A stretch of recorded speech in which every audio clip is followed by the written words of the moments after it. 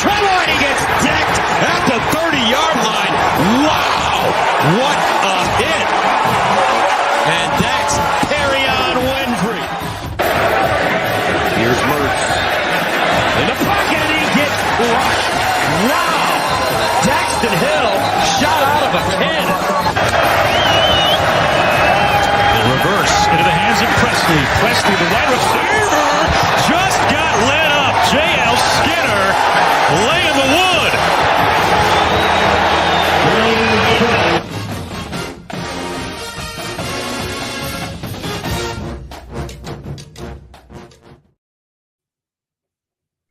Welcome back to the Devy IDP Grind podcast. I am at Hollywood Titan. I'm joined by my co-host at Justice. What's going on, Justice? Doing well, man. How are you doing tonight? I'm doing pretty good, except for some technical difficulties we stumbled upon just before the show, but we'll figure it out. Not a lot going on, some spring games. I guess Colorado wanted to be center of attention with their spring games, huh? Yeah, I don't know if you watched it. I watched it, and I don't know, man. I watched probably the first half.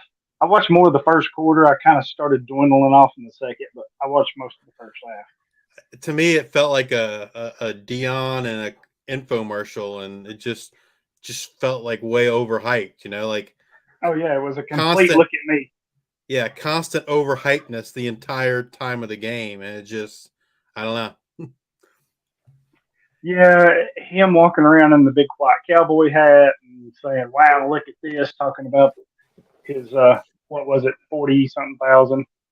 Well, and they even like some of the players, right? Like the ESPN analysts, like the way they were gushing over, like Shedeur, like, at one point, right. they talked like he was Caleb Williams and that he had that like he would win the Heisman. And I'm like, like that. It just, I don't know. It just all seemed like too overproduced, overhyped for me. Yeah, they definitely made it a big flamboyant thing, right? Something that they don't do for any of these other schools. It's pretty much, the other schools, they get down there and they talk to the coaches and stuff, but they don't make a big to-do out of it, right? So. Yeah, the one thing I said after that, I said, I wonder if they're going to make Colorado like try to turn the ESPN hype machine on Colorado in a similar manner of things they did for UConn's women's basketball, right? Because it kind of feels like UConn's women's basketball, they weren't all that great until then they started getting ESPN involved, and it kind of drove them to success. Now I'm certainly not saying like that was not what caused all the success, but in my opinion that was certainly a part of it, right? That they got all this hype, and they were so close to the headquarters in Bristol, and you saw a lot of the Connecticut women basketball players as commentators, all that kind of stuff. So I certainly think it played a big part in the rise of UConn women's basketball. Yeah. And then I guess staying with Colorado, how quickly the portal lit up, right? Players leaving. Yeah. So I'm looking right now, and I'm not sure, I think this is fairly up to date, but literally the only quarterback they have is Shedeur Sanders. Right. And then they've lost like something like 50 some players or 60 some players, right? That's yeah. Well, the one leading receiver that was not Hunter, but the other one, the guy with the hyphen, his name, I forget it. They lost Montana Lamonius Craig, right? Yeah. He's gone. Yeah, I mean, had a good game, and then he's automatically in the portal like 2 days later, and I'm like, I don't know what's going on there. But they lost last year's leading receiver, true freshman Jordan Tyson, who I think a lot of people really liked. He left. He's leaving as well. Yeah. The thing that I'm not super surprised by a lot of the existing Colorado players leaving, but the thing that really shocks me is I think they are up to at least 4 a minimum 4, 2 offense and 2 defensive guys that just came in January. So they came there. They were recruited to come there by Dion and that staff, and they're turning around and leaving already. I know that number is at least 4. It could be higher. And that part, I don't know. That's not a good look. No, it's definitely not a good look. And like I said, I was kind of surprised some of the players that actually performed well in the actual spring game. Here you're a day or two out and you're already hitting the portal. So, well, I don't think know I have no doubt that Montana Lamonius Craig, that was part of the plan. I think, right? That was my next part. Did they just build him up so he would draw, from other schools or whatever? I don't know if they built him up, but I think from his perspective, I think he saw the writing on the wall, right? Like, could have been, yeah. Like, am I going to play second fiddle to Travis Hunter? I'm going to play second fiddle to Jimmy Horn, who didn't play, or Xavier Weaver, who didn't play. In other words, I'm not going to start. Now, I'm the only legitimate wide receiver they have right now, so I'm going to get featured in the spring game. Here's my opportunity to kind of seize the moment. And, good on him if that's what happened, right? Because he had the foresight to do what was needed as far as show what he can do on national television, and then kind of catapult that into something else. And I think he had a lot of big time offers like immediately. So at the end of the day, maybe he did learn something from Dion, right? Like, look after yourself, because that's what no one else is going to look after you. Yeah, could be. It was very interesting nonetheless. People coming and going, and the whole kind of show that they put on, for lack of a better term. It was just kind of all over the place. And so I guess we'll see. But, we were kind of talking about this too. Boy, they're going to struggle, right? I mean, oh yeah. Yeah. I put money down on the under. I think I got it at 4.5. So it started at 6. I think now it's even down to like 3.5. Ooh, yeah. I don't. It might be even lower now. Last time I looked was last week, but I think they have one win, right, and that's against Colorado State, and it wouldn't shock me that they lose that game, right? But right. I think they should beat Colorado State. But other than that, I'm not seeing. I don't predict a lot of other wins for them. So bet the under. Yeah, I mean, unless something drastically changes, and I don't even know what that would be. I don't think they win. I'll give them benefit of the doubt. Maybe 2 games. Maybe somebody has a bad day and they're really good on offense for some reason. Can outscore some people. Yeah, they barely, but their defense. I mean, this whole portal thing is going to kill them, right? Because I think just from a pure depth standpoint, right? Like, maybe some of the guys that they had at Colorado weren't great, whatever, but now, like, they don't have any depth either. And I don't know that they are going to be able to rebuild a team that would have any kind of depth, over the course of the summer, right? Because now spring practice is done. So you're essentially bringing in a whole new team come, August 1st. And you're expecting those guys to gel. Yeah, it's going to be a rough year, I think. Yeah, it's definitely going to be a rough year. I mean, and let's think about this. What if it backfires in his face, where they can't legitimately fill all these scholarships? Now, I realize that's not a likely scenario, right? But I mean, it's within the realm of possibilities. Granted, very low, or let's say they can't bring another quarterback in, right? And so Shedeur gets hurt after 2 weeks because the offensive line is trash. Now you ain't got, you're running a Wildcat quarterback out there. I don't know. It just, yeah. I don't think it's going to end well, at least in year 1 for them. Yeah, this year is going to be, like we said, it's going to be ugly. I think they'll fill the roster. It just may not be with the players that they really want, right? Well, it's I mean, definitely he not may going to have be to the actually. players they really want, right?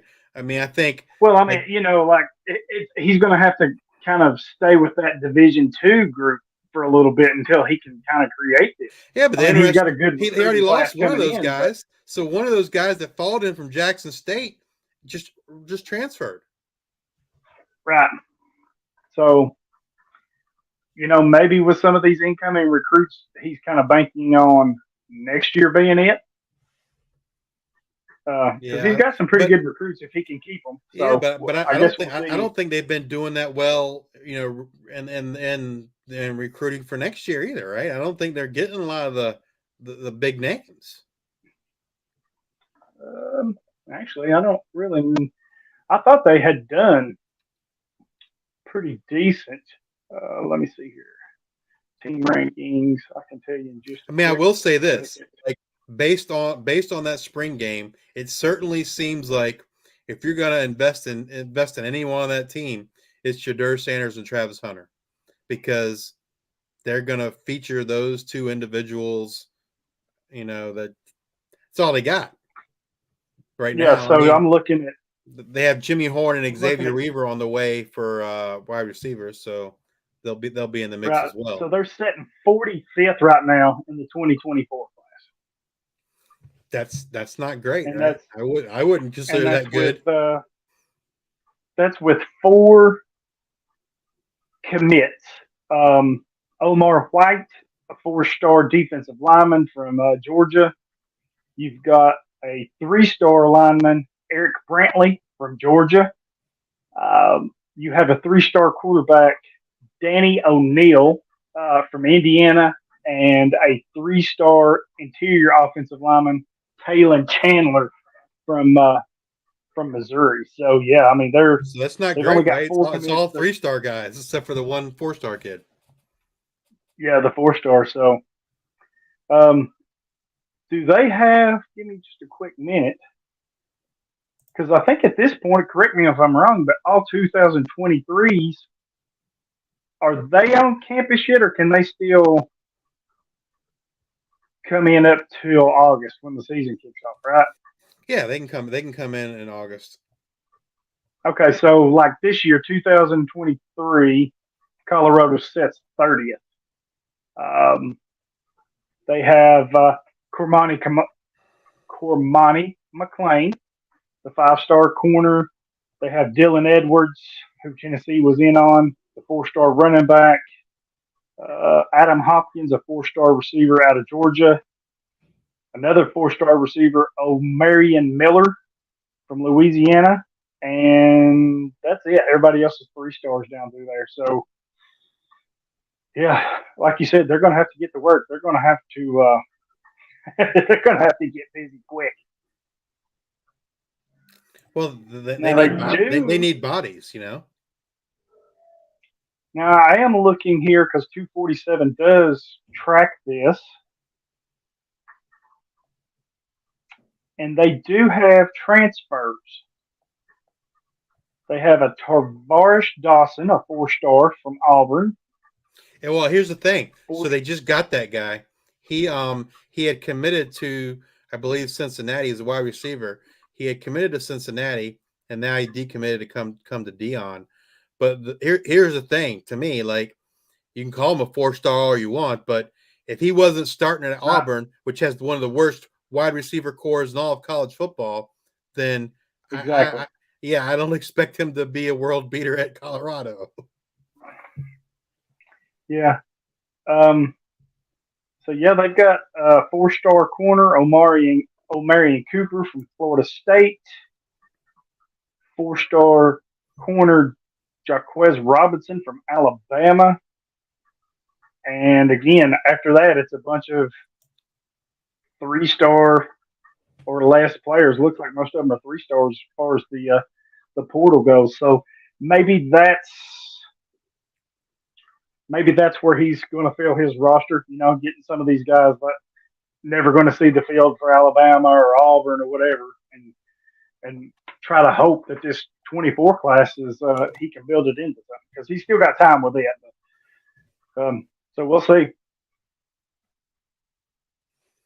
I know that's a lot longer than we expected to talk about Colorado. Colorado. There, Well, there there isn't you have it. exactly a lot of news, right? I mean, there just isn't. Well, that's true. I mean, we didn't have a lot of news and notes, and the spring games are kind of in the books now. This was kind of It's just one kind of of a the slow more period. publicized. Very slow period. Now, the one thing is the portal did open back up a few days ago. Well, it did, but actually, it opened up Or is the it? fifth. It opened up on, I believe, April 15th. It closed, I think, today.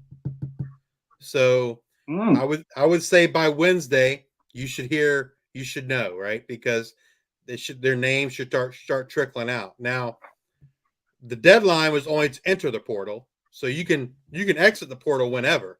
But Right. after yesterday, you can't enter the portal anymore. So today they should, the colleges should be putting the people's names in, etc. So you should start hearing the last of those names. I would guess by Wednesday. Now, that's only for undergrads. Graduates can enter the transfer whenever they wish, or enter the portal. Right. Right. And I'm kind of looking here because On3 recruiting service, they actually do a really good job with the transfer portal. They list it by date. So, and you can, like I said, you can go in and sort and filter this by position or whatever, but they actually, when you initially pull it up, it's listed by, like today, what happened today, and then it goes back. Right. So, I'm just scrolling here to see if there's anybody quickly that catches my eye, and it looks like a lot of. I'd say the biggest one probably recently Three-star. is the boy, your guy from Tennessee, Cameron Miller, right? Well, they're showing this Tavares Dawson that we talked about from Auburn to Colorado. So he committed today. I'm not exactly sure. Yeah, but he's a wide receiver. I was looking at defense. Yeah. I would think Oh, defense. I'm looking. Cam Miller from Tennessee. Yeah, he's probably the biggest one. I'm not really seeing. There's a Marcus Washington who left Georgia to go to Louisville, and I'm guessing that's a playing time issue. There's the Cameron Miller you talked about. Cam Johnson leaving. That's going to be Tech. A playing time issue for him. Yeah, he's not decided. So he entered today. On 5-1. So this must have been the last day. Looking, yeah, there's not a whole lot. Not from a defensive standpoint. There's definitely some impact offensive guys, but yeah. Now here's one. Caleb Brown. It's a receiver from Ohio State. He's a wide receiver. Yeah. So yeah, there's not a whole lot of anything defensively. Looks like a bunch of 3-stars, and the few players that you can kind of look at, it looks like it's playing time issues, right? Like the kid from Georgia I mentioned. They're probably loaded. He probably went into the spring game, seen what kind of reps he was getting, or at least saw what the pecking order, right? You kind of see what the pecking order is. And a lot of times that can tell you all you need to know. So maybe he just felt like, hey, I'm not getting the reps here. The depth chart is a little bit too deep for me. Maybe I need to go somewhere else if I want to play. So, but yeah, it's a little barren on the portal right now. Anything else before we get to our main event? Now, I was gonna say Dougie sent us a message there, so shout out to Dougie. He said, "What's good?" Yeah. Yeah, I just put it up on. I just put it up there. Okay. Well, like I said, I'm using my phone tonight, so I'm still learning. So, what's going on, Dougie? One of our biggest fans, and we're in a number of leagues with him. So, he's trying to get that inside info. That's what he's trying to do. He wants us hear us talk about his team tonight, I guess. Yeah, maybe. So, with that, I mean, that's a good segue. We were going to talk about a recent Campus to Canton auction that our friend Brock runs. It's actually called Campus to Canton. Yeah, Choppy. And it's actually called Campus to Canton. We had the auction back on April. Started at the first. Started April 1st. Yeah, April Definitely 1st. start April 1st. And I'm I've trying got to the remember how whole many. auction list pulled up. It's a 20-team I'm not league. going to talk about. Yes. 20-team league. We start defensive linemen, linebackers, and defensive backs. It's not specific as far as D tackles or cornerbacks. Obviously, you can roster them and start them in one of those defensive linemen or defensive back spots. And it's a campus Canton league, like Hollywood said. So you're not only drafting for college production, you're also drafting for future NFL production as well. We Right. get And they were some just interesting bids, I guess you would say. to give people an idea of. So it's an auction. We get an annual bankroll of it. I believe it's $1,000, but it rolls over every year. So at the minimum, somebody should have 1,000 unless they trade it away. The maximum, there is no maximum, right? And so just quickly Right. looking, we had a couple guys. I see one that was 3,515. Looks like that's the only one that was that high.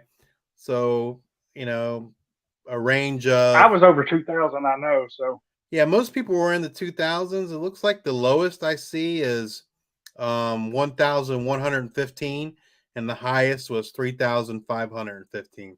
And, and it varies from there. right.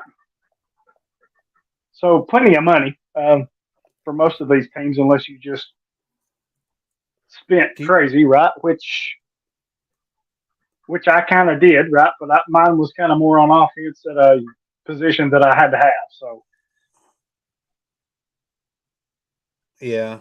Do you want to go by order of money, or maybe we go by positions and go by the position groups, and then kind of cover the groups? Is that how you want to do it, or?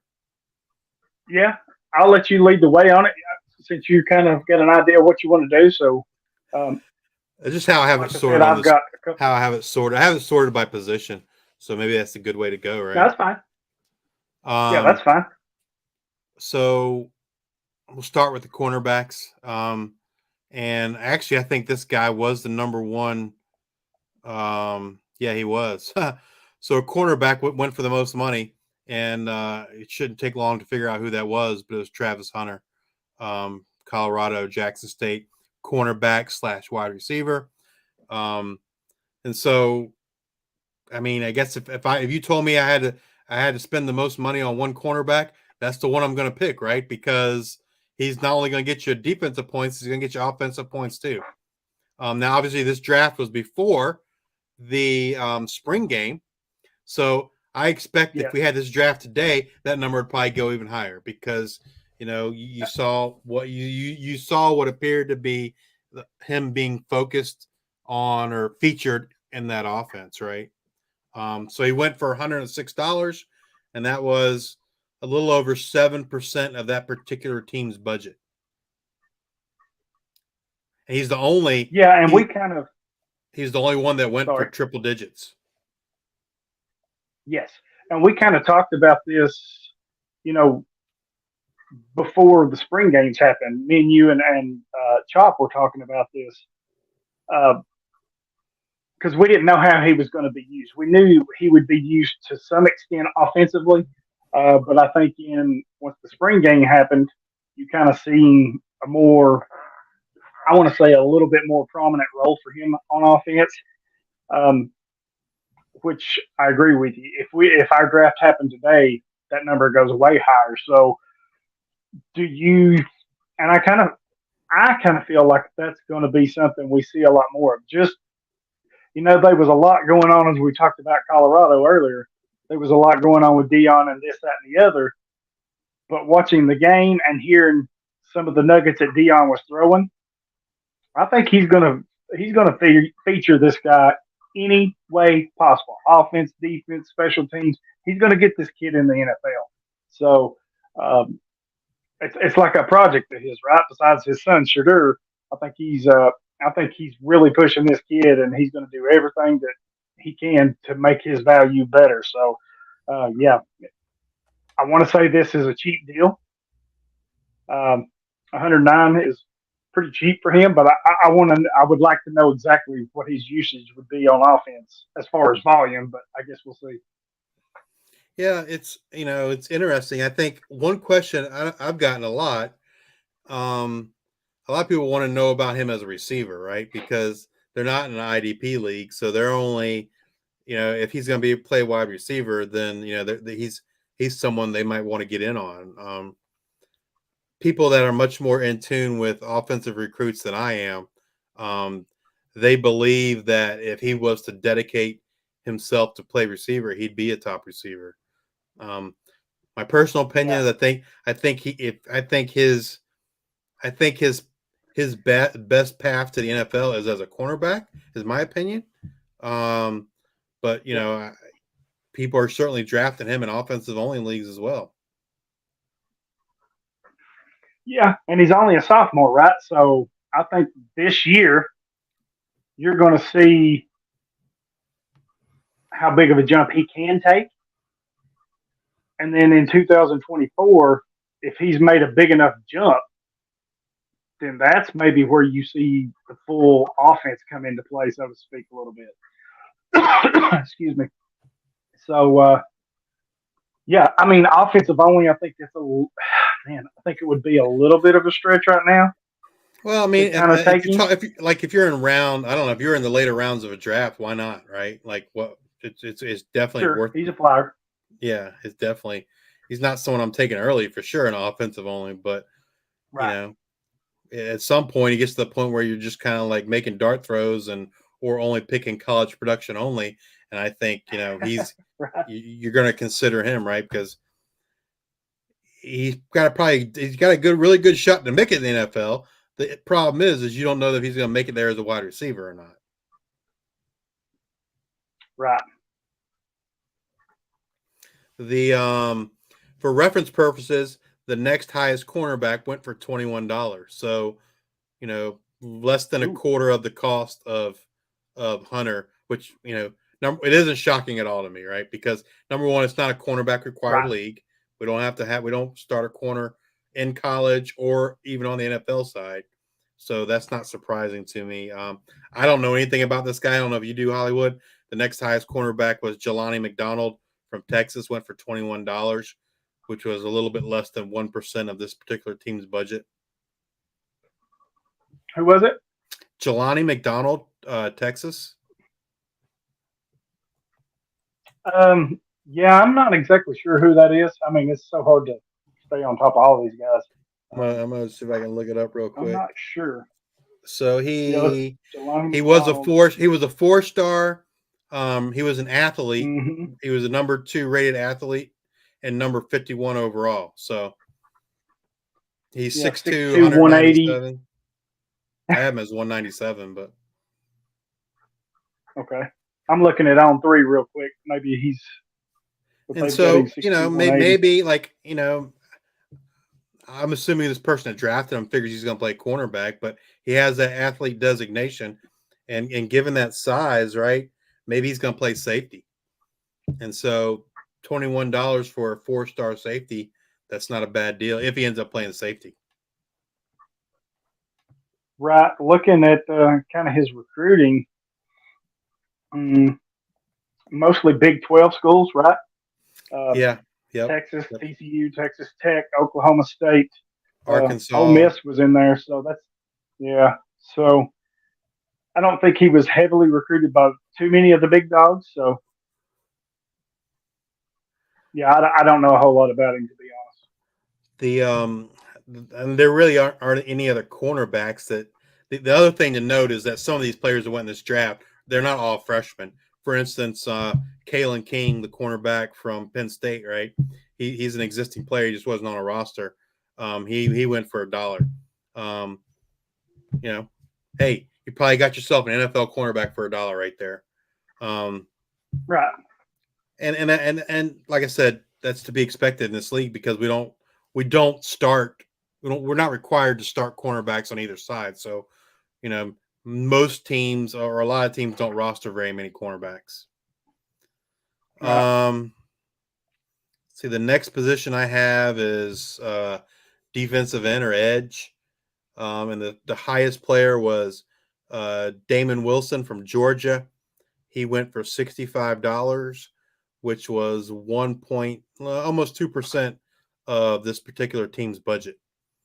I don't know a lot about Damon Wilson other than I know he's probably like one of the top 2 or 3 edges in this class. I'm assuming he's a 5-star. Yeah, he's a 5-star. 6'4", 230, 5-on-3.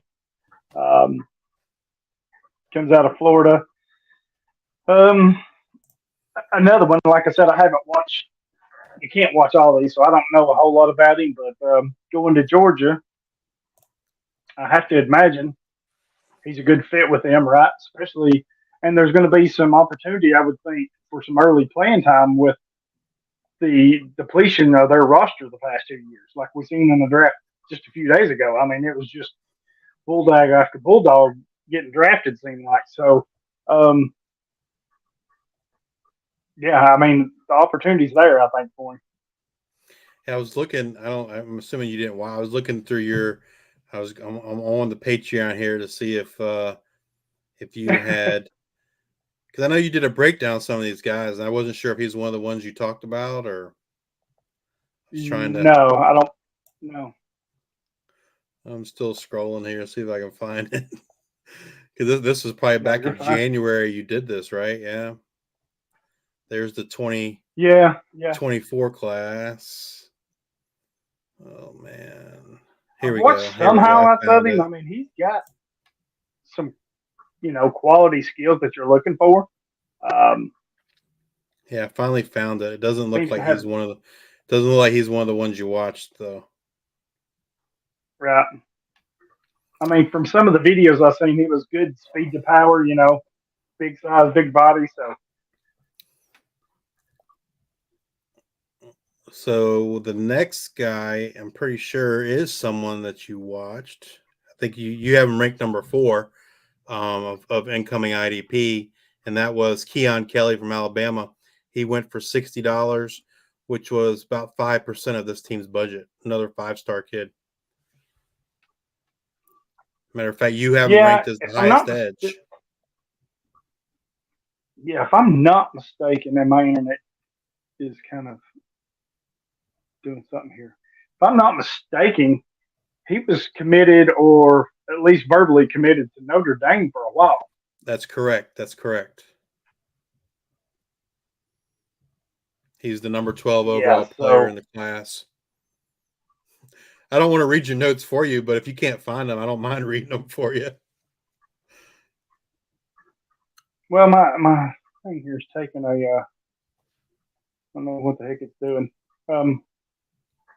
But while Hollywood looks for that, Alabama edges, right? Like it's hard to go wrong with Alabama edges. You just saw Will Anderson Jr.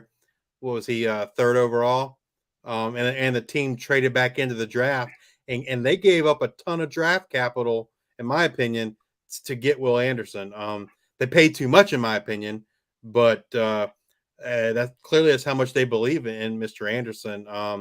He was definitely everyone's top edge coming into this draft, and they have Dallas Turner, who many expect to be one of the top edges in next year's class, and so Keeley is someone that I think hopefully can come in and keep that edge position rolling for Alabama and be a 1st-round draft pick 3 years from now.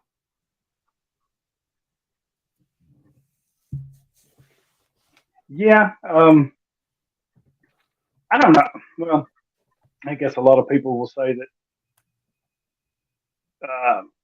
an overpay for Anderson, right? Well, I just think they gave up too much, and the reason why I say that, the biggest reason I say that is Houston is not good. And they got Stroud, and now they got Anderson, but they're not going to be good next year either. And so, in my opinion, I don't think it's out of the realm of possibility they are once again one of the worst teams, right? And so, let's say they are the worst team. You just traded Caleb Williams for Will Anderson, and that's gonna, for their sake, I hope that doesn't happen. because man, that is bad. That's really bad because they could have gotten a haul. Like obviously they just drafted Stroud. They don't need another quarterback, but there's no doubt in my mind they could have got an absolute haul for Caleb Williams next year. And that's the thing that I don't like about that deal. Right. Yeah. I mean, it was a lot, but how many times have we said it? And other people, if that's your guy and you believe in him, go get him. Right. I mean, For and sure. I kind of feel that way too. I would rather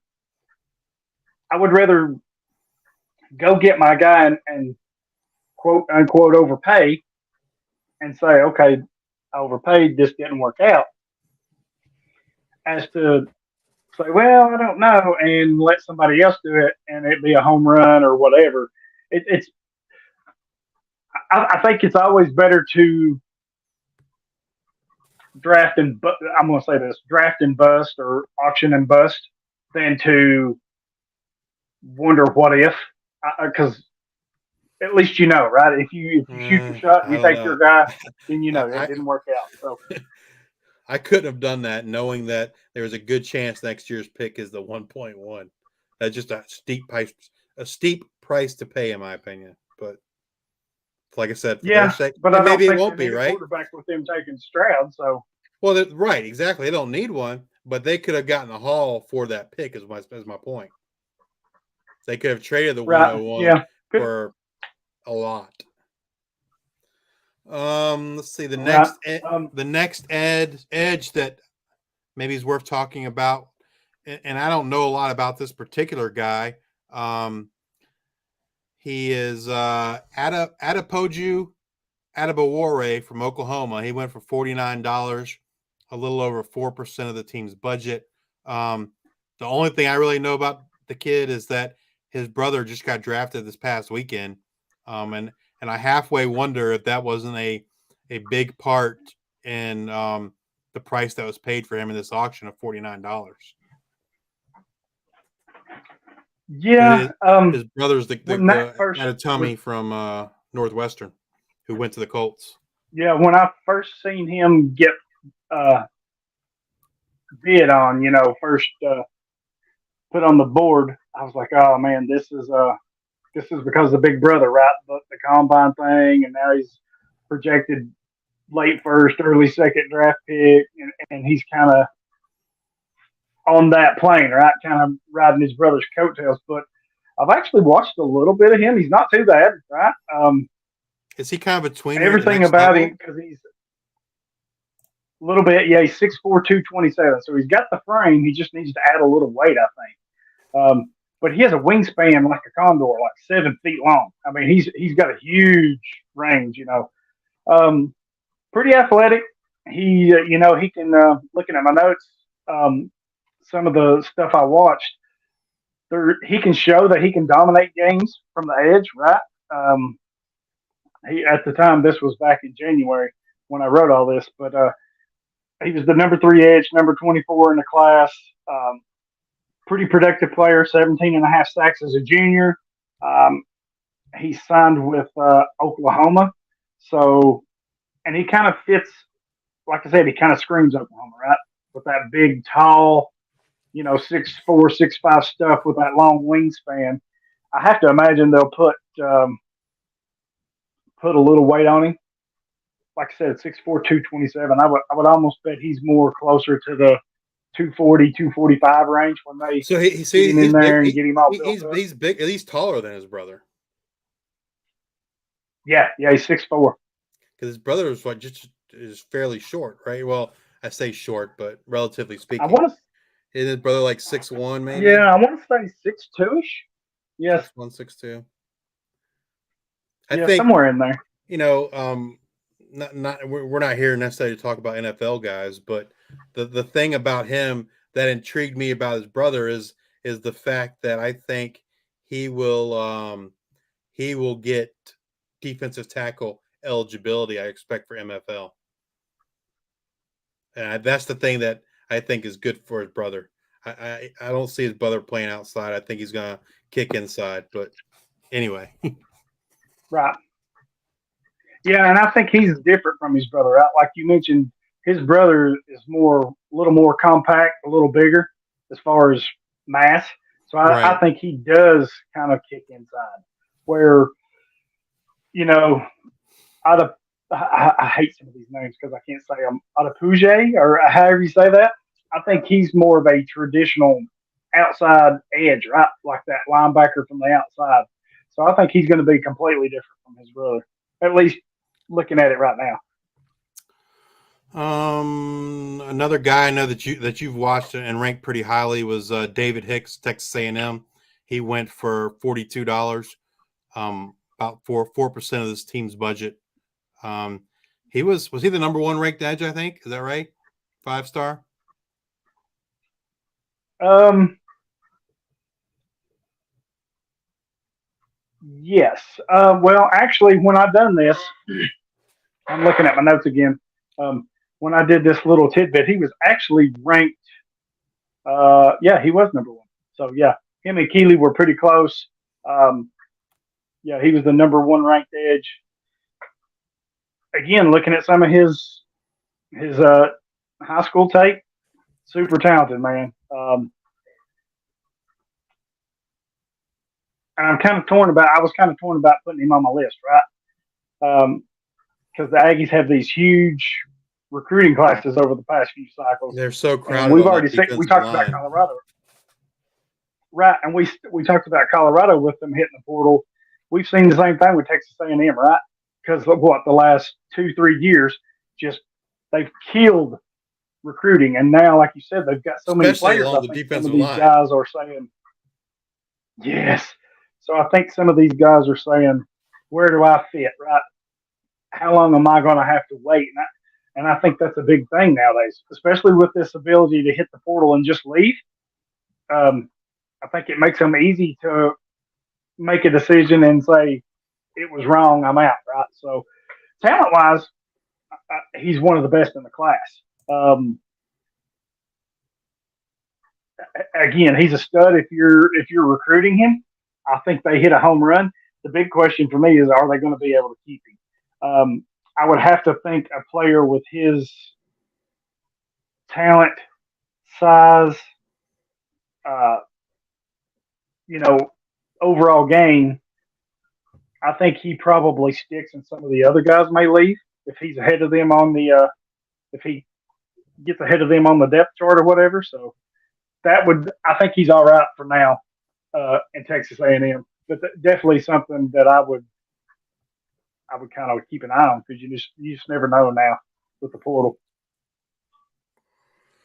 I think probably the last edge, in my opinion, that's probably worth mentioning is Mateo Ungagalele, DJU's brother, going to Oregon State. Mm-hmm. He went for $32, about 2.5% of this particular team's budget. And I want to say, I don't think he was a 5-star, right? Is he a 4-star? Okay. He is a 5-star, yes. Okay. Unless Was it's he changed, he was a 5. where do you know where he was with, like, number 5 or 6, maybe edge? Um, Give me just a minute. Go ahead and talk, and I'll find out for you real I quick. don't know a lot about him. Oregon State's kind of intriguing, right? It's not one of those kind of blue blood programs. I'm sorry, he didn't go to Oregon State. He went to Oregon. Got him mixed up with his brother Oregon, there. yes. He went to Oregon, so he did go to one of the. I think if he wanted to stay on the West Coast, I don't think he could have went anywhere better, right? With Dan Lanning as the head coach there at Oregon, they've certainly produced their share of defensive ends. Thibodeau, probably the most recent one that came out of, well, even DJ Johnson, right?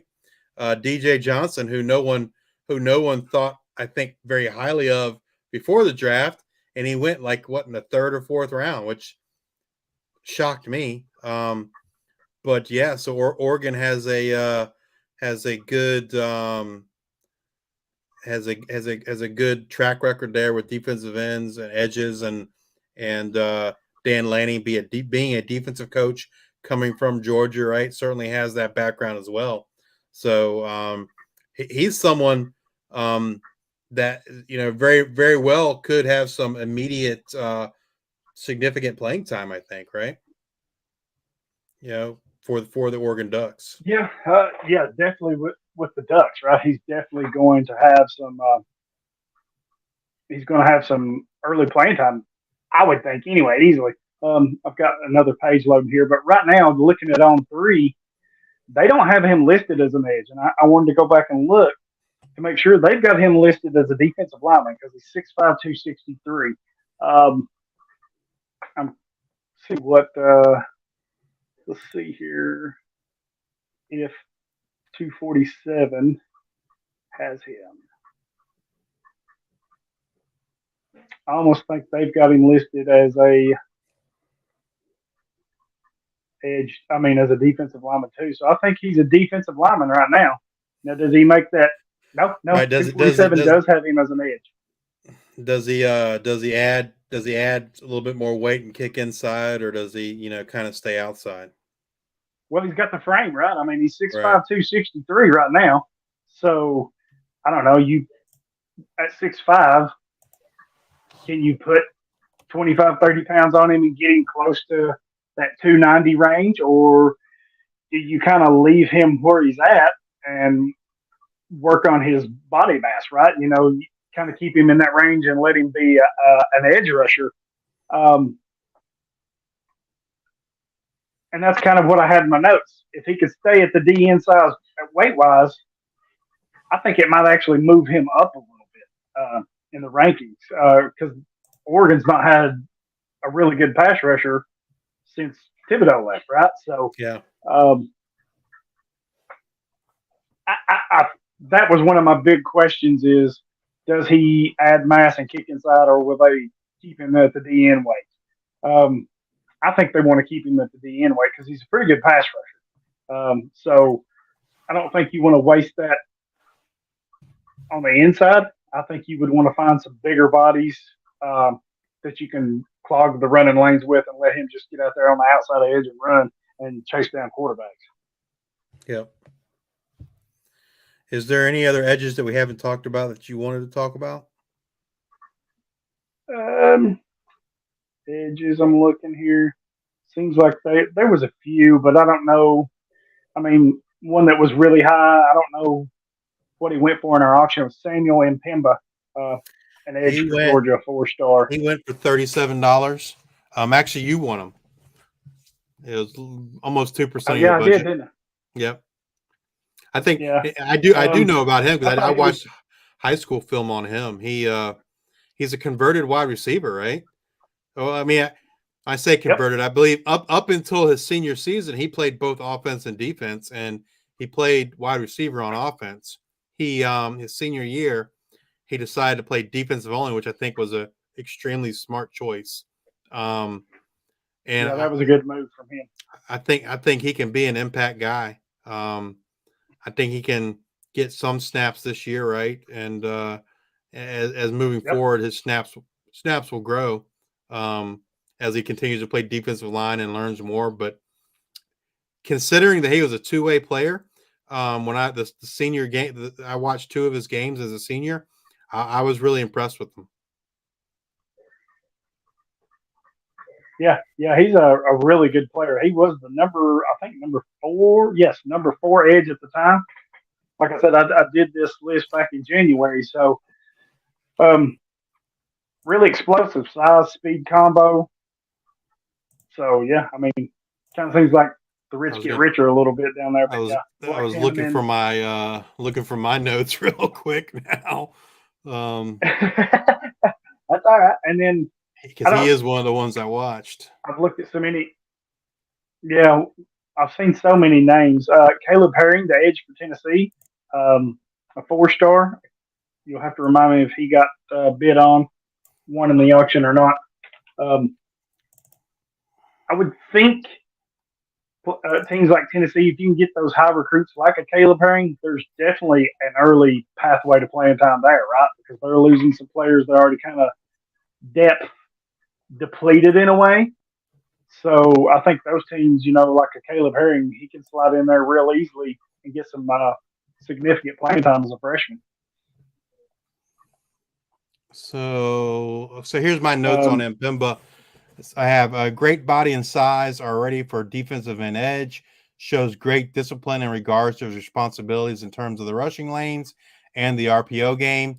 He looks comfortable playing on the line with his hand in the dirt, has the size, wingspan, and athleticism to cause issues in the passing lanes.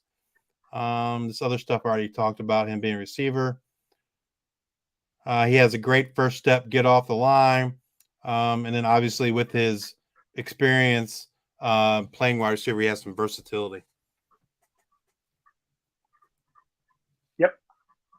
I think he'll be a good fit for Georgia. And I'm like you, making the full-time switch to edge was a smart move. Now, the one thing that did kind of shock me about him, so when I watched him, and this would have been last fall, he was a 5-star and was the number 2 ranked edge. He fell. He went down. I believe he's a 4-star. Yep. He's a 4-star now, and he ended up like the number 10 edge or something like that. So that does surprise me that he dropped like that. Yeah, he is currently, by 247, he is currently their number 8 edge. And he was a number 11, so he's moved back up just a little bit. Gotcha. Now, who was the guy you just asked me about? Was it Hobbs from Tennessee? Caleb Herring. Yeah, Caleb Herring. Nope, he did not. No one. He was not bid on. The only edge from Tennessee that was bid on was David Hobbs, and he went for $5. Yep, he's more of an interior guy, but I guess it depends on some of these sites where you look. But yeah, he's more of an defensive interior, 6'3", 270. Oh yeah, that's definitely an inside guy, especially by the time he has he gets in that gets in there and they put some more weight on him. Oh gosh, yeah, and there's again they got need there too because they had some players leave the last couple of years on their interior D line, not just the edge. So yeah. Well, that's a great segue. We'll move on to the interior, right? So the top interior defensive lineman was Peter Woods, Clemson, went for $71. Actually, you did win him, a little over 3% of your budget. Yep. And I think he's clearly the top interior if I'm not guy. mistaken, I was in a bidding battle with our – I think I was in a bidding battle with our buddy Dougie that is watching.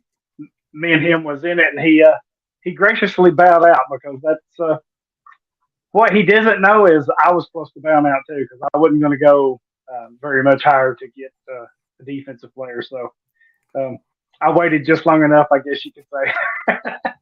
I think he was one of your was he your top 2 rated guys? I think in this class. Yeah, I had him number 2. I had him number 2 in this class.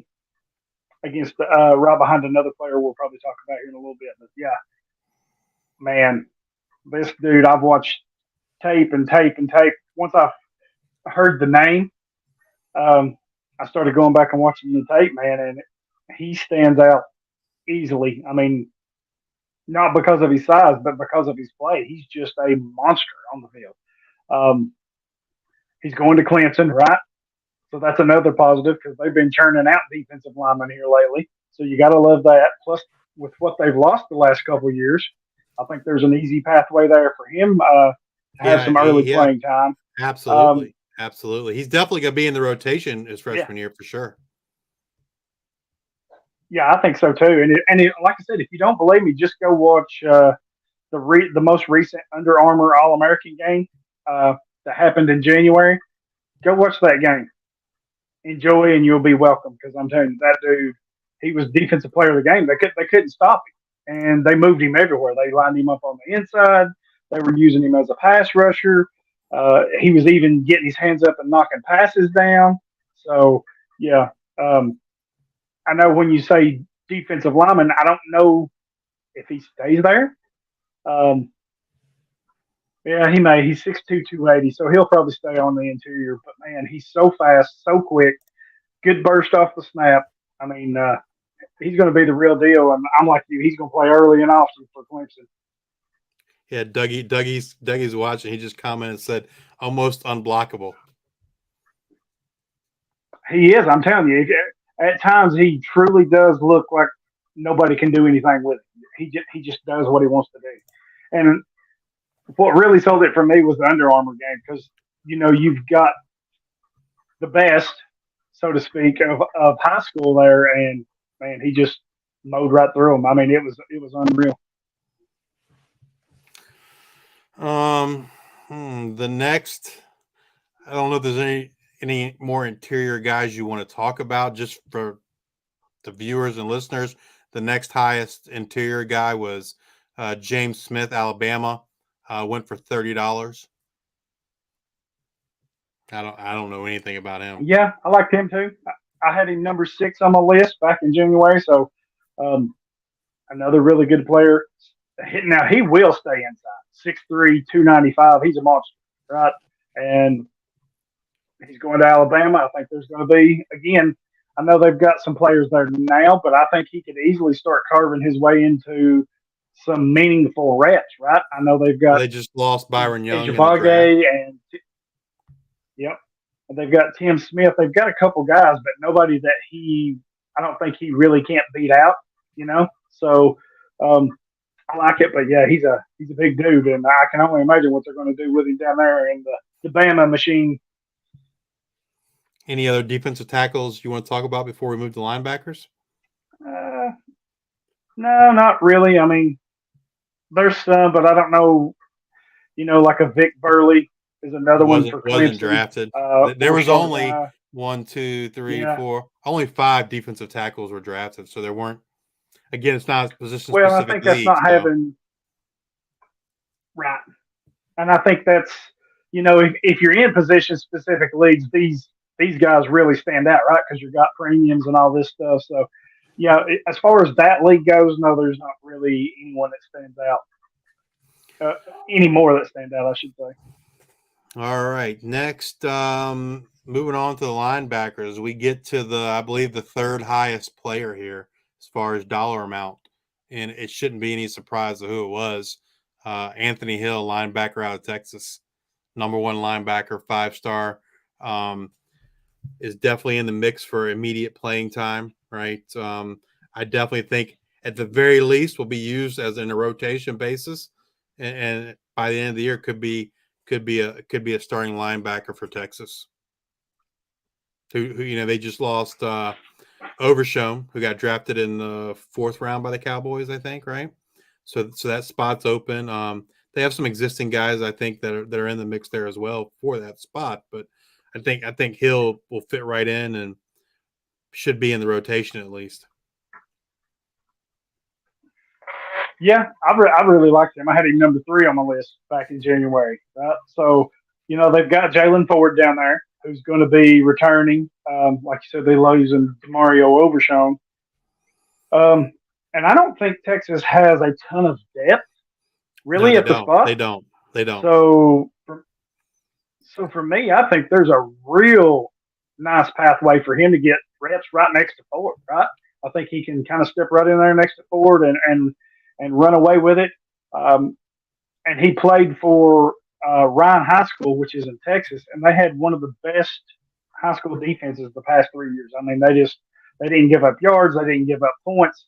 It wasn't like it was bend or break. They just broke you down. So yeah, Texas really got a nice player here that I think could actually start as a freshman. I think he has that kind of capabilities. And he's someone that can give you some sacks too, right? Like, is he? If I remember correctly, he's not just a tackle hog. He maybe he's got a little maybe compared to like maybe Harold Perkins from last year, right? Yeah, I think so. Yeah. Who's going to give you some sacks as well as the tackles. The next linebacker. Yeah, I mean, he's a really good player. No, go ahead. The next linebacker is Suntarine Perkins, Old Miss. He went for $79. And the interesting thing here is the guy that won Hill also won Perkins. So I don't know if my guess is he needs some linebackers to kind of move up, hopefully to his NFL team, because he basically got probably two of the best linebackers in this class. Yeah. Sorry, that's the dog. He is rated, depending on where you look, as the number one linebacker in this class, right? I think he's more of a two-down thumper. Going to Ole Miss. He's an in-state kid, number 3 linebacker in the class at the time, so he's actually moved up. If you're looking at on 3, they've got him as the number 1 linebacker. 6'1 and a half, 6'2", 205, so he's got a little room to grow. And he does have some pass rush abilities to him. I think his coverage skills are a little lacking from what I've seen. Now that's something that I kind of need to go back and look at. But he also played running back too, so he's got that thumper mentality, right? So usually when you got that running back linebacker thing, it kind of coincides with each other. So, and I can't imagine Ole Miss has a lot of competition at linebacker for him too. So he's someone that should get some playing time right away. Not that I'm aware of, right off the top of my head. I don't know who it would be. So, yeah, go ahead. Is there anything else you want to talk about Perkins before we move on? All right, so Hollywood's gonna run away for a minute. No, go ahead. I've got to take care of something real quick. Yeah. So, just looking through the list here of these next few linebackers. Here's probably a bargain, I think. Ben Bywater from BYU went for $1. He's an existing player. I don't know how much NFL potential the guy has, but I think he should give you some. He'd give a decent college production with BYU moving to the Big 12. Is there any other linebackers you would like to talk about, Hollywood, before we move on to safeties, the last position group?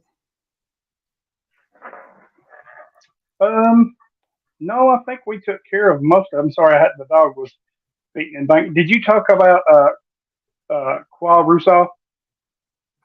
No, because he was not. No, I didn't. I did not. So he went for $43. And again, this is the same guy that won Hill and Perkins. So he clearly was trying to address his linebacker room. Yeah, he had to be hurting at linebacker. So he spent, which I like this kid too. He spent a little over $200 on 3 linebackers. That's a lot, but I guess if you're needing them, right? You kind of got to go get your guy. Russo, I like him, 5-star, committed, already enrolled, so he should see some time down there in Alabama right now. I need to go back and watch that spring game actually. Size-wise, measurables, he's kind of what you want, right? Size, speed. He has the production in high school that shows that he's ready or projects as being ready for the SEC right now. 6'2", 235. He ran an 11.7 second 100-meter time and had a shot put of 41 feet. So he's not just fast, he's explosive. He's got a lot of power. The frame is there, 6'2", 235. If he's as good as what's being projected straight out of high school, he's going to have a really good shot down there to start right away, I think. In his junior and senior seasons, he had a combined 210 tackles, 42 and a half TFLs, and 21 sacks. So super, super productive. Like I said, he can convert speed to power with real ease. I mean, it's not like you can see it. It's just effortless for him. And he can drop into coverage if you're watching that, because I went back and looked. His movements are real fluid. There's no real hitches or hesitations. So, yeah, I think as I put in my notes, the Bama machine continues because he's really good. All right, and they just lost Toa to the draft, right? And then I mean Yep. they've I think they've had a linebacker drafted pretty much every year for as far back as I can remember. So Yeah, for a long time. So yeah. all right, so we'll move on to safeties, and this first guy, as far as incoming freshman, I think is everybody's number one player for IDP, and that's Caleb Downs from Alabama. He was the second highest IDP. He went for $98, which was 3% of this particular team's budget. He's someone that very likely is going to step in right away and start. They just lost all three of their guys, right? They lost Helms, Branch, and Battle. Battle. So he's someone that I expect he's going to start right away. He is one of the few guys that I've watched back in the fall. My notes on him, he is excellent in coverage, has good instincts and a nose for the ball. He is good in run support. He did seem to take some plays off in high school, but I believe that was because he played both offense and defense, so he was on the field so much. So that's understandable why he would take plays off. But the biggest thing that stood out to me was when he intercepted the ball or picked up a fumble, whatever, he was electric with that ball in his hands. Right now, I don't know if Nick Saban will use him like in a return role, but man, I guess based on what I saw, right, that'd be interesting. I think it could be a good possibility for him. Because I felt like every time he had the ball in his hands, he was a threat. He was a threat to get to the end zone. When he does tackle, he seems to just kind of hit guys instead of actually wrapping them up. So he needs to work on that tackling form. I think he should be able to play both safety positions at the next level, and he has that football bloodline, right? So his father Gary was a running back at NC State, and his brother was just drafted this past weekend, the wide receiver Josh Downs from UNC. And then he has his uncle is Dre Bly, who was the cornerback for the North Carolina as well, and played mostly, I think, for the Detroit Lions. So he's got that pedigree. He was a 5-star. Do you know what he was overall? Looks like he was number 12 overall is what I have, but I don't know if that was updated since last fall or not. Hang on, I'll tell you right now. He is number 5 overall by On3. So he's currently, if you're looking at On3, they've got Arch Manning 1, Keon Keeley 2, Dante Moore 3, Zachariah Branch 4, and Caleb Downs is 5, just ahead of Nico. Now, 24/7 is a little different, I do believe. They have, quick look here. They have Manning 1, Keeley 2, Nico 3, Branch 4, Moore 5, Downs 6. So he's 5'6" basically overall among the major recruiting sites. And man, I had him number 1. I still got him number 1. I think he's the best recruit in this entire cycle. He is just game changing. He's a 3-phase player, and he's a 3-phase superstar, right? I mean, a lot of people can play all 3 phases, but like you said, he excels at all 3 of them. When the ball hits his hands, he's looking for one thing, and that's to take it to the house. We did it, me and you and Chopper, when we were doing our player breakdowns last year. This is the guy I picked, and you could see it, right? He played offense, defense, special teams. I think at one of the games I watched, he scored on all 3 phases.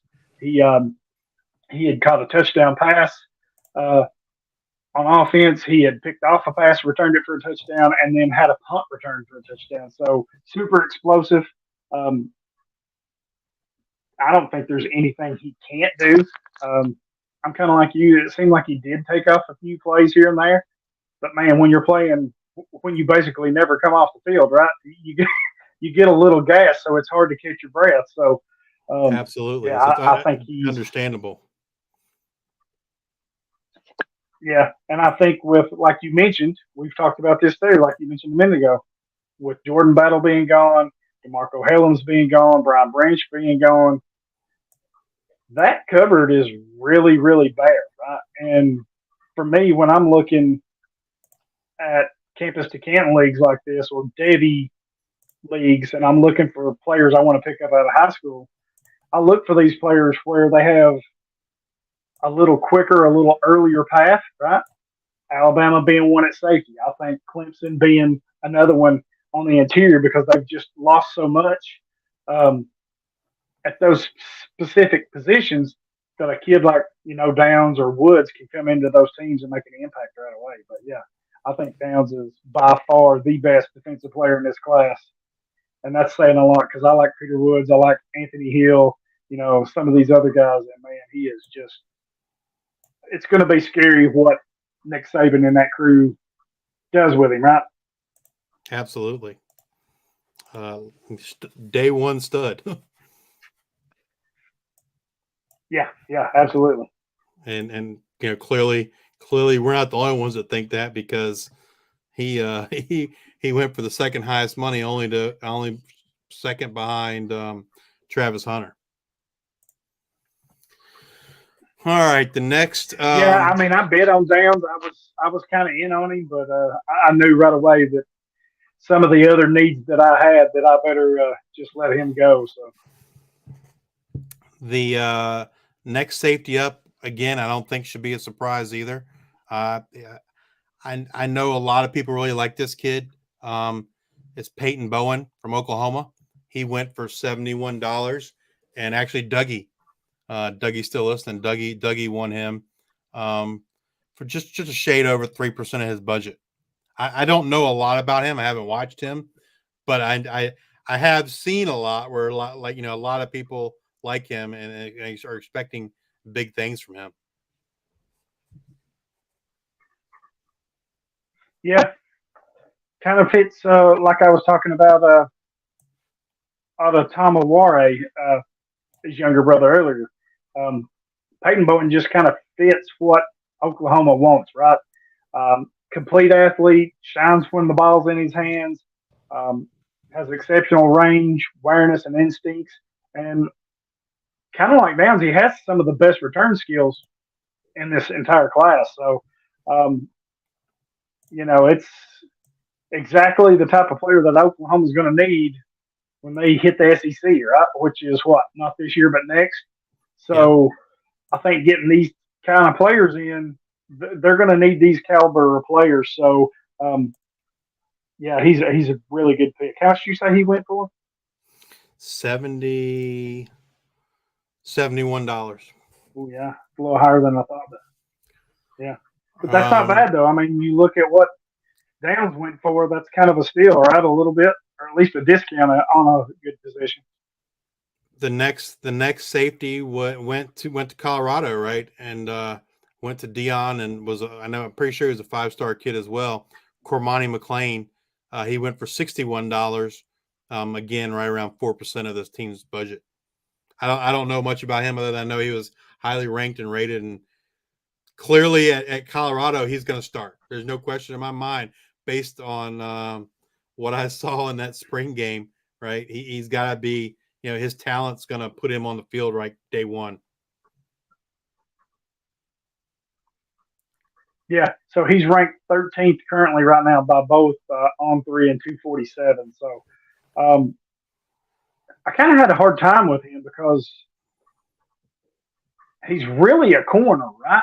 That's what he played predominantly in high school. So my thinking is if he stays at corner, it's not a real premium position in fantasy football, even in some position-specific leagues, because there's just so many. But if he's making the move to safety, then yeah. Now, even as a corner, I had him number 13 on my list, right? He's probably one of the top 5 corners in the country. I saw some comparisons when I was looking around. Some people compared him to Maud Gardner, which I think that's a pretty tall tale, right? I mean, to compare somebody that good, that young. So Miami was the leader in the clubhouse forever, right? That seemed to be where he was going. And it seemed like it was all but a done deal. And then all of a sudden, and this was like on January the 15th, all of a sudden he just kind of disappeared. He wasn't on social media, nothing. And a few days later, what happened?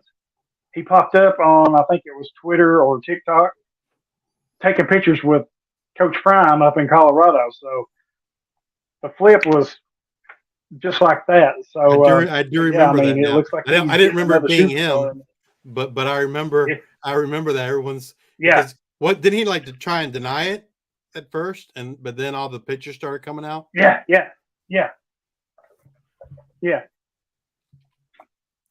Because he's pretty active on social media, I think, and it was odd because it'd been like 2 or 3 days, and nobody had seen a word from him, and boom, here come these pictures. So, Right. But if he's as good as he is, then Travis Hunter, Cormani McLean, that's pretty 2 stud corners right there, or at least a corner and a safety. So, yeah. Well, there isn't Anybody really else? not really that. I mean, no one off the top of my head. I will say while we're on safeties, I had one, and I can't remember the exact timeline of when we drafted and these incidents happened. But back in January, I actually had Tony Mitchell, the safety, rated number 8 on my list. He's another safety going to Alabama. Me and you and Chop talked about him too. But he's the one that got pulled over for doing like 133 and had a gun and drug charges on him. Yeah. So I think that pretty much shut him down. I don't even know what his status is. He didn't. He was not. He was wasn't a drafted. 4-star safety.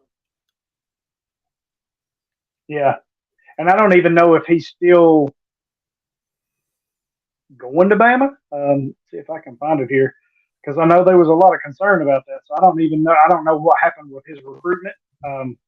If it's completely gone, if it's on, I don't know what the deal is.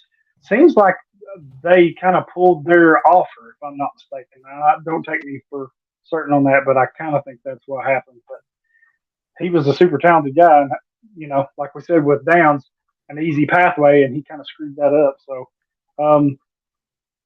one that I had on my list that we didn't talk about was Nicholas Harbor. I know he got drafted, but at the time I was thinking I think you picked this for one of our prospect things last year. Was it you that picked Nicholas Harbor? I think you asked us about him. Yeah, I did pick Harbor. Yeah. Defense. Yeah. And I don't even have him on this list because he's not playing offense. I mean, he's not playing defense. He's playing offense. But yeah. Right. So, back at those times, we thought he was going to stick with defense. I mean, you kind of thought maybe that's where he was best at, right? Absolutely. And he goes to South Carolina, and apparently they're going to let him. Yeah, and they're going to let him play offense. So, I don't know. I'm with you. I think he's definitely better as a defensive player than offense. But, so I guess you could probably take him off your list as far as how much did he go for in that draft? Do you remember? Oh man, let me see if I can find it.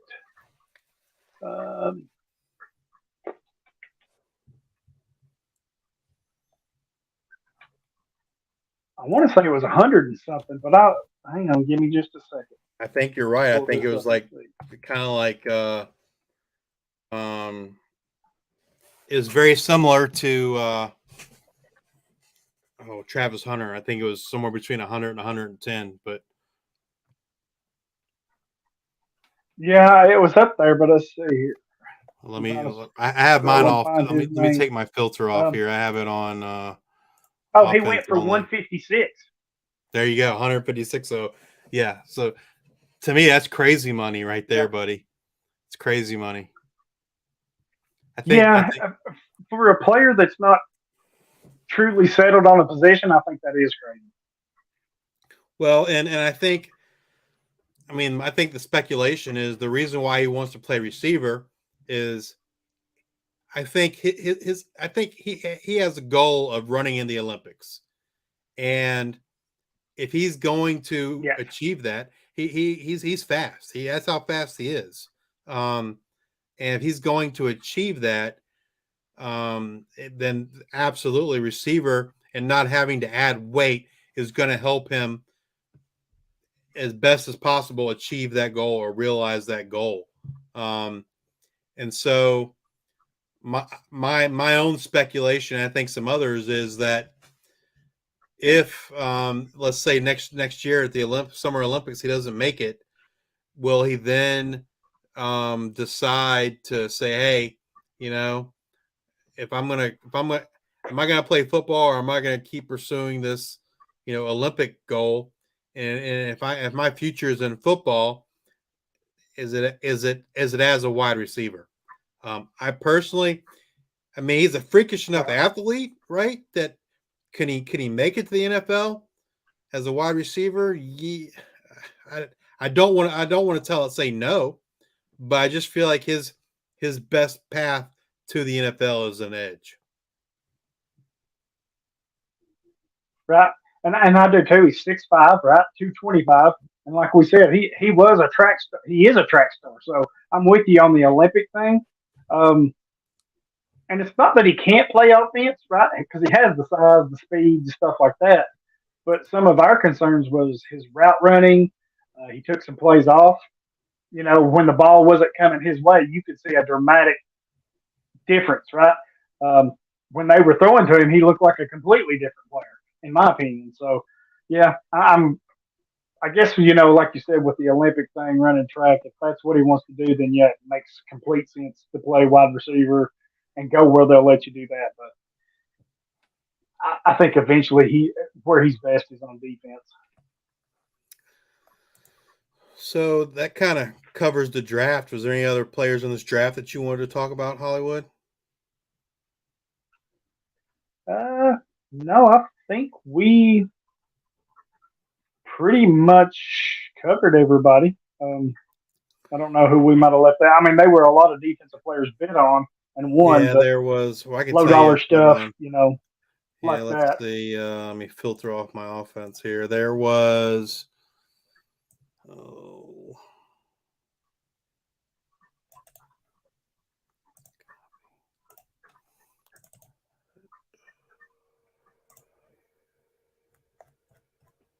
77 defensive players were bid in the auction. Oh wow, it's a little more than I thought, but still. Like my team, I would expect me to have a few defensive players because I lost a lot to the Canton side, right? Yeah. I had a senior team, so a lot of them moved on. So, for comparison, let's see. I'm going to tell you how many offensive guys were bid on. I think it's going to be fairly similar, which is kind of interesting. Let's see. No, take that back. I was wrong. 180 offensive players. So almost 3 to 1, 2.5 to 1 about it. Yeah. Yeah. So we do have a. Go ahead. Expected in Campus Canton, right? Yeah, absolutely. I said that's kind of to be expected with fantasy football and Campus Canton because offense is where your points are at, unless you play some of these leagues like we do, where it's really competitive balanced, right? Well, and it's where people are most comfortable, right? I think people are more comfortable there. Right. Yep. So we do have. There is a question here in the YouTube chat. I'm gonna put it up on the screen here. It's from your buddy Perma. He wants to know about. He's asking about Cedric Gray, the linebacker from North Carolina. So he's. I think he's a junior. He is coming back. I think there was a little bit of speculation that he would be in the draft. Matter of fact, I saw back in January. I was listening to some another analyst and they were talking about Cedric Gray, and I so bad wanted to be able to say, hey man, he's not coming to the draft. He's going to be in college for another year. But from a college production standpoint, he's phenomenal, right? He had a great year last year. I'm sure Perma's probably asking. I don't know that Perma's in any C2C leagues, so I'm sure he's kind of more asking about it from an NFL potential standpoint. But do I think Cedric Gray will get drafted? Yeah, I think he'll get drafted. I'd hate to say what round. Absolutely. I think the issues the NFL is going to have with him is I think he's probably a little bit on the light side. North Carolina has him at 230 pounds. And so when he came into college, he was 190. So he already added 40 pounds. Is he going to be able to add that another 10, 15 pounds or so that maybe the NFL is going to want to say? That might be a tough ask for a kid that already put on 40 pounds coming into college. So I think that's going to be one of the negatives for him is his size there. And then I think another this I don't know that he's going to, from an athletic standpoint, I don't think he's going to wow anybody. I think he will do decent to good, but he's not going to be, he's not going to be one of the most athletic linebackers. But at the end of the day, I do think he will be drafted. Probably an early day 3 guy would be my guess. Yes. So that puts him in rounds 4 or 5 range. Yes. So he's I'm with you on the weight. At 230, I don't know how much more you can add to him, right? He's 6'2". They've got him 6'2.5". So he's between 6'2", 6'3". Well, he probably, but you think about already gaining 40 pounds. That's a lot. He's probably going to be closer to 6'1", right, with an official measurement. So he's going to be 6'1", 230. Right. And 230 so might be light too. Right? He might be closer. He might be closer to 220. Yeah. So I think that's going to be his issue. So you may be looking at 6'1", 220. Yeah. So like I said, he was a true freshman in 20, sophomore, junior. This will be his senior season, so he could technically play another season because of the COVID year. He's still got that in his pocket. I don't think he will, right? He's still got that. So I wouldn't think so because the last 2 years he's played 27 games and he's had 245 tackles, right? Yeah. So he's had 100 tackles each year. I would put him over 100 again this year. He's going to be one of the top IDP Devy players for sure, right? With his tackle numbers. They don't ask him to do a whole lot as far as rushing the passer because he's only got like 3.5 sacks, but he does play behind the line of scrimmage a lot. He's got 19 tackles for a loss, so he's got good range side to side. Does pretty good in coverage, 4 interceptions and 13 PBU, so he's not bad there either. If you had to put me on the spot, he definitely gets drafted, but I would say 4th round maybe. He may go a little higher than that, but I think 4th round is pretty fair for him. I think 4th round might be because it's all going to come down to what he tests as, right? Yeah. I think so too. Now, if he was to go in there and wow him at the combine or something, he might move up. But go ahead. Perma had another comment. He said, good size if he's quick too. I just don't think he's going to be that quick from a testing standpoint. I think he's going to be average per se. And someone else I think that was on the smaller side who I think was even better in coverage than Gray was Charlie Thomas, right? And Charlie Thomas didn't even get drafted. Now I think Cedric Gray is definitely a better tackling linebacker than Charlie Thomas. But I do think Charlie Thomas was probably a better coverage linebacker than Cedric Gray. And Charlie Thomas was on the smaller side. I want to say he was 6'1", like 220. And so if Gray comes in around that same height and weight, I think that's even worse for him because he's not as good in coverage, right? He might be a better tackler, but and Charlie Thomas was an undrafted free agent. I think he went to the Miami Dolphins, but I'm not sure. But that sounds right. I'm not sure where he landed either, but that does sound right. So Is I that think it for the questions? yeah, that's all I That's see some here. good ones, Herman. Well, you have anything else you want to talk about? No. Rate, review, subscribe on YouTube, wherever you listen to podcasts, Google Podcasts, Spotify, Apple Podcasts. You want to give a shout out to the sponsors? iHeartRadio, all that good stuff. Yeah. Thank you to Action 24/7, locally owned gambling site for Tennesseans by Tennesseans. They got all the odds just like the big boys do, so go check them out. We definitely have to thank My Fantasy League because they do all the our listener leagues for us on the NFL side, which we have a couple IDP Nation and the Devy IDP Grind. Um, Also, Trophy Smack. Justice is holding up the ring there for you to see. Good quality stuff.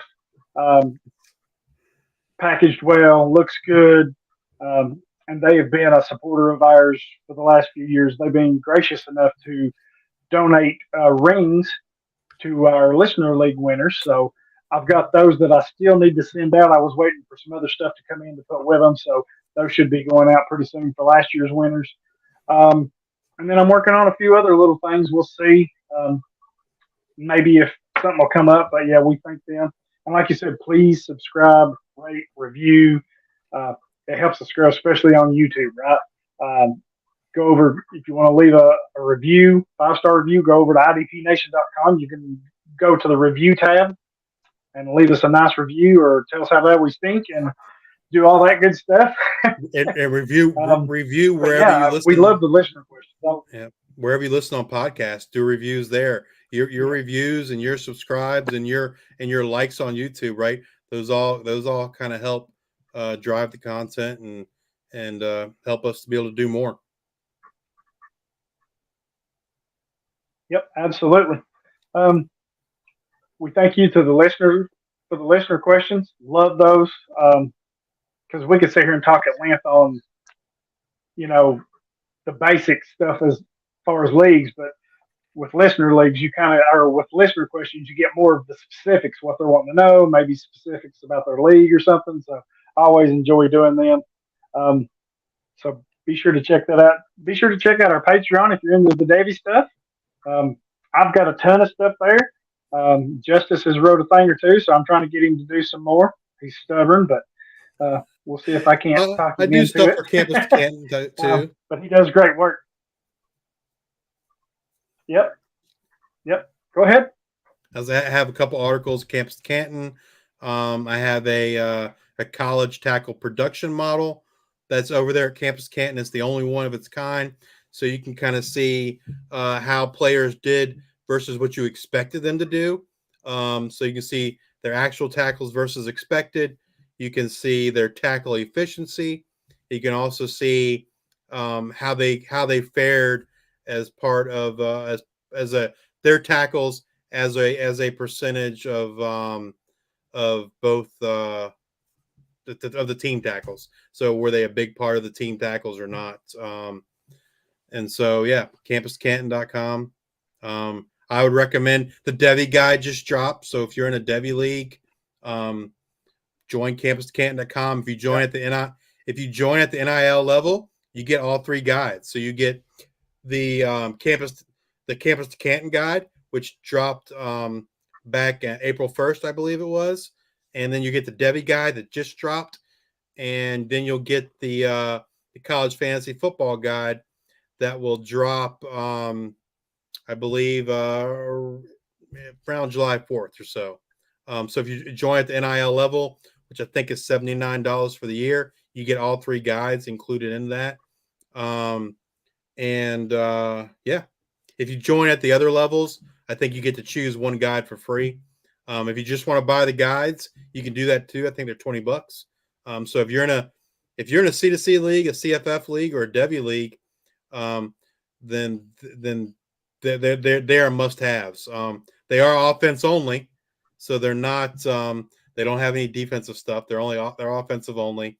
Maybe in the future we can do a defensive guide, but right now I'm the only IDP guy over there, so it'd be a lot of writing for me. I don't have the time to write up 100+ profiles and do all the other things I do. So, Right.